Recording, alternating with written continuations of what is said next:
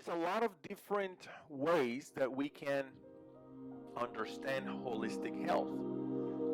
But I've chosen for this course to talk about the 7 laws of the universe. These were written about 8,000 years ago. They're called also the 7 hermetic principles.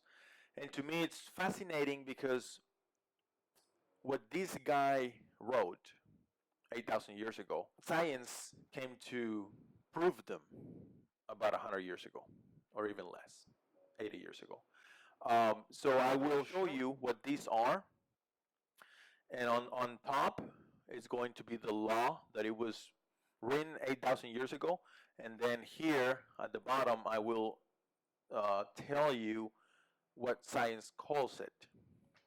And that is just to link that the fact that science is about thousands of years behind. It's by the time they actually discover something and it's scientifically tested and proven, a spiritual master said it 8,000 years ago.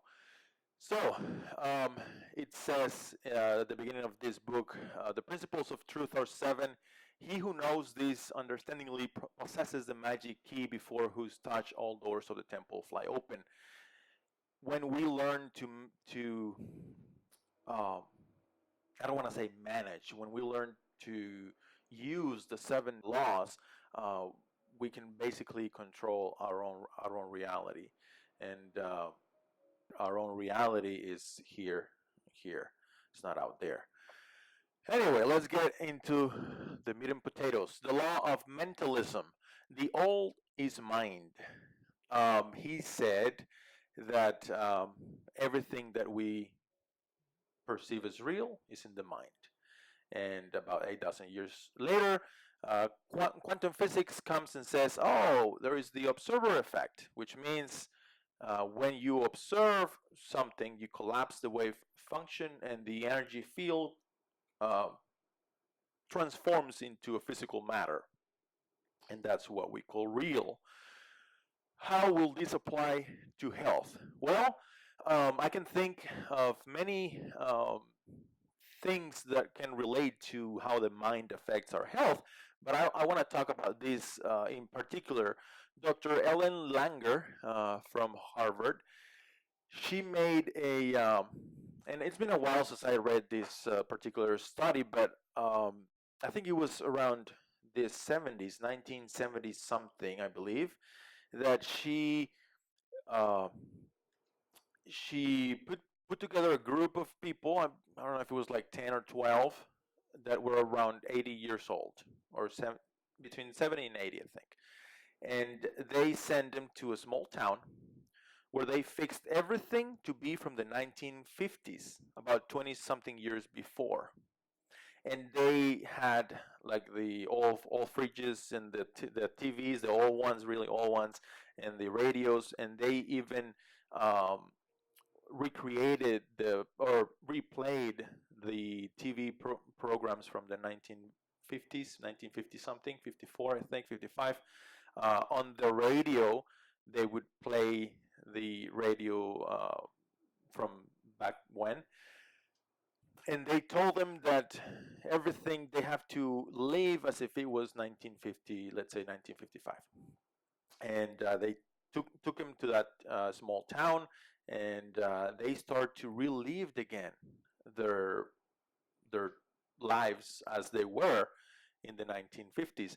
And before they were shipped to that town, they measured all of their vital signs, from the heart rate to the blood sugar levels and cholesterol and all of that, including the strength, the mental ability, including how they looked, their skin, the wrinkles, everything. I mean, everything that they could measure, they did measure.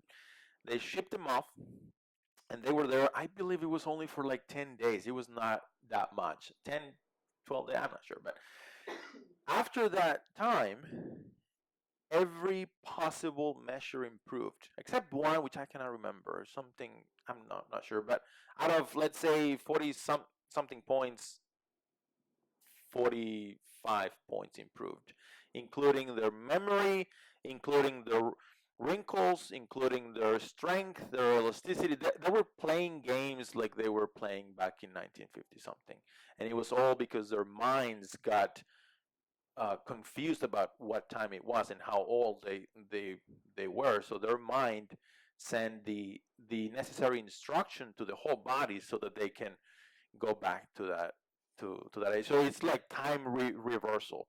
And I'm not being fair to this test. So if you want to do your own research, because I forgot a bunch of things, but it's amazing. Um, and that is to me, it speaks very loudly about the power of the mind. If I think I'm 40 years old, I'm gonna feel like 40 years old. Or if I think I'm sick, well, I'm sick, right? The body will accommodate for my thoughts.